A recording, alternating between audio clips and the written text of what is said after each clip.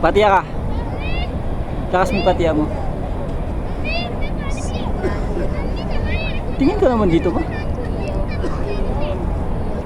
Lakas mo naman.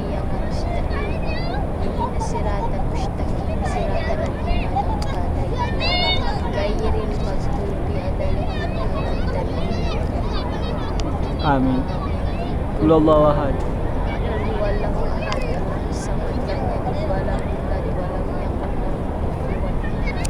Isang beses pa ulit. Patiya.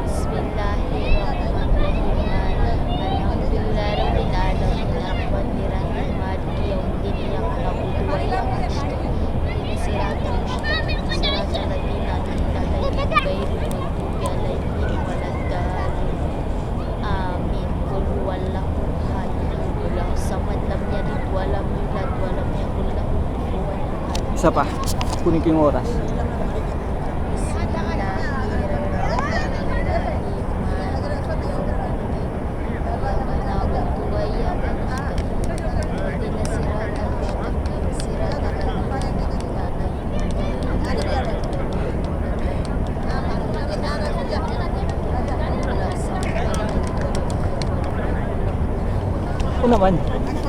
Una mo naman ako. Bismillahirrahmanirrahim. Alhamdulillahi Rabbil Alamin. Ar-Rahmanirrahim.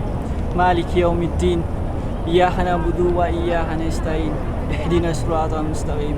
Siratal ladzina an'amta 'alaihim ghairil maghdubi 'alaihim waladdallin. Amin. Bismillahirrahmanirrahim. Qul huwallahu ahad. Allahu samad.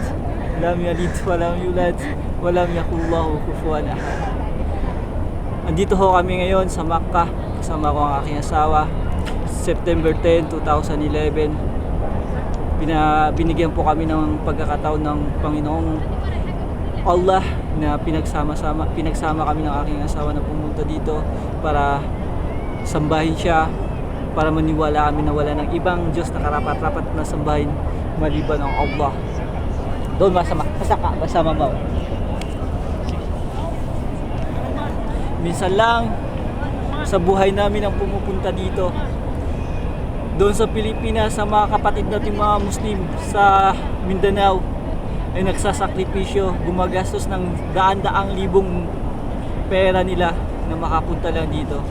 Ngunit kami mag-asawa, binigyan kami ng pagkakataon na makapunta dito, na makapagsama-sama dahil noon pa na wala pang aking asawa, inihiling ko sa Diyos, sa Allah subhanahu wa ta'ala, na kami dalawa mag-asawa ay magsama-sama dito, na isamba namin ang Diyos na nag-iisa, na ang Allah subhanahu wa ta'ala, Diyos noon ni Propeta Adan hanggang sa kay Propeta Noah hanggang kay Propeta Abraham sallallahu alaihi wasallam. Ngayon, nandito kami sa Kaaba, kung saan ginawa ni Abraham itong Kaaba, itong tinatawag na Blackstone. Dito kami sa likod na sa paanan ni Propeta Abraham, ang Maqam Ibrahim. Ang Maqam Ibrahim. Dito kami sa Makkah, natapos na namin ang tawaf, ang pag-ikot, ang umiikot ng 7 beses. Papasalamat kami sa Diyos, sa Allah, at sa Nabi Muhammad sallallahu alaihi wasallam dahil naging proseso nito at maniniwala kami sa lahat ng propeta. Kung hindi ito napatayo ni Propeta ni Abraham hanggang sa ginawa ni Propeta Moses, ang tao ngayon di alam kung saan sila sumamba. Hindi nila alam kung saan sila maniniwala, di nila alam kung saan sila ang direksyon ng kanilang pagsamba.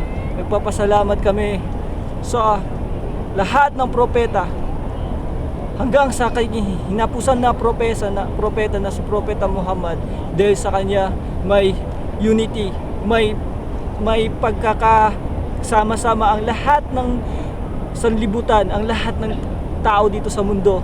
Andiyan na makikita nyo ang Pakistani, ang Bangladesh, ang Amerikano, ang Muslim, ang Pilipino, ang India, ang Indonesia, nagsama-sama. Alhamdulillah, hanggang dito na lang. Ito yung tinatawag na